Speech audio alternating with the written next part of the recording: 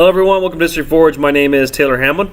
Going to be reviewing week 24. I think it's 24. Let me double check before I make a bunch of mistakes. Is it week 24? No, it is. Well, good. We're there. All right, so week 24 of project-based learning and U.S. history curriculum. We're just going to start here with Monday. I've been introducing the history projects, project designs to the kids every Monday. We just kind of review what we need to do. I find that if you're going to do a big project, you're going to need to, spend that beginning of the week really detailing out what that week looks like, but also what the next few weeks look like, because you're going to have students who want to get ahead. I know I have students who are probably 2 weeks ahead of where everybody else is right now, just because it's just how they are. So, yeah, detailing that stuff out, just kind of give them a roadmap. It also, I think, really does help them realize how long research does take. A lot of kids, their research projects in classes have only been a week long, and they procrastinated a bunch, and they did it all on the last night. And so, if you don't tell them all the different steps and how long things take, they think that research is just something that you can slam out in one night, and that's just not a really good way of learning how to do that research process. So, went over all that stuff. We have a writing explanation right here. So I've made all these different videos explaining how you could actually do your writing. The only one I didn't do is essay, because a lot of those essay kids and I have been talking with each other. So I do have these videos right here. Feel free to check them out. We also did video lecture 17. So we ended immigration migration. We had a discussion using YouTube. We actually used that video to discuss it. The immigration migration discussion went really well. It's especially since we have so much going on nationally with immigration migration, like people moving across the southern border especially. A lot of the students had a lot of big opinions of what they've heard on TV, and what I tried to do my best of anyway was connect it to the history and actually have the kids use historical examples to defend their arguments. So I really focused on that. Actually, I'll show you if you go into video lecture 17. Oops, let me actually get to the video. This actually might not be it. Let me double check. Let's scroll down. There it is. My bad. So if you go to Friday and click on that link on Friday, it will be a video of me. I'll go ahead and pause it, and then if I scroll down, the discussion should load up. So I'm going to let that kind of load. There we go. So you can kind of see here, I got a lot of students who have commented. So if I scroll down, you'll see more of that stuff. So yeah, you can kind of see, the kids actually reply back and forth to each other. Some of them like each other's responses. So just a really cool way for students to actually go back and forth. And I think it's also a really good, healthy way for them to see what a good conversation online could look like.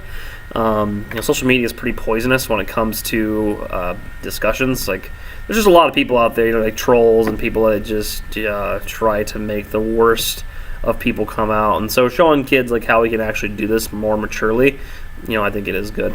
So we did that discussion, and that's kind of finished Monday. Tuesday we finished the discussion. So kids had 15 minutes on Monday to work on their response. Tuesday they had time to respond back and forth to each other, and then we really tried to end it by Wednesday. So we had students kind of do both. We did video lecture 17, so we tried to talk more about the history of immigration. We ended that. And then we reviewed social studies skills on Tuesday. I talked about all the skills that we've learned. So if you go to History Forge and scroll down past all the videos I made that go over those skills, I try to bring them up again and say hey guys, you've done all these different skills throughout the year. Why not try to apply those skills to your big project, to your writing, to your discussion? That's what it looks like to be a good social citizen, is using these detailed analytical skills and actually applying them. And so I taught them. Now we're trying to do some application work with it. We'll continue to do that too through their big project and even their fourth quarter project that I'll do with them. Wednesday we finished our immigration discussion. Again, it went really well. Feel free to check out this video and just keep scrolling down. You'll see all the discussion points. It went pretty well. We practiced vocab for 20 minutes. Kids had a vocab test the week after this. We actually just took it in just a day. And then I gave them some time to work on their year-long projects after they studied vocab, after they finished their discussion. Thursday was a complete project work day. I've been trying to do that more each week, where since we're getting so close, I want to give them a complete day just to do nothing but work on their projects. It's worked out very well. I think most of the students, and by most I mean probably all but a few, actually really do take their time and use that time wisely. And it's just a really good way for them to go through their projects and just get that time, get me as a resource, so I'm here to actually get that help. Especially since I don't let the projects leave the building. If the exhibits, they can't leave. Documentaries and websites can kind of go wherever they want with their computers, but for the most part, the kids have to keep their work here. So giving them that time with me is good, is a really beneficial thing for them, and it just kind of gives me a chance to actually relax and really enjoy working with their projects. All right, and then Friday, we did a project check, so I went through all their writing, double check, make sure the writing was good. Everyone's got different word counts and requirements and stuff, and all that's explained in class. If anybody's ever curious about what those are, I do want to make videos eventually that kind of go over the different details of projects, but I'm not going to do that today or even in the next couple months. Maybe this summer, so look forward to that if you like these videos. And thinking about what's due, again, they had to show me writing work, and they also had to do notes, and so this is the notes we did. It was a new skill they had to learn about corroboration, and we finished up with racism towards immigrants, like how we have the United States has a long history of racial discrimination towards new people, and how eventually that tends to go away. It started with the Irish and the Germans. It eventually goes to Eastern Europeans. Even before Eastern Europeans, we have Asian Americans. Then you have another wave of Asian Americans that comes in later, like the Filipinos, for example.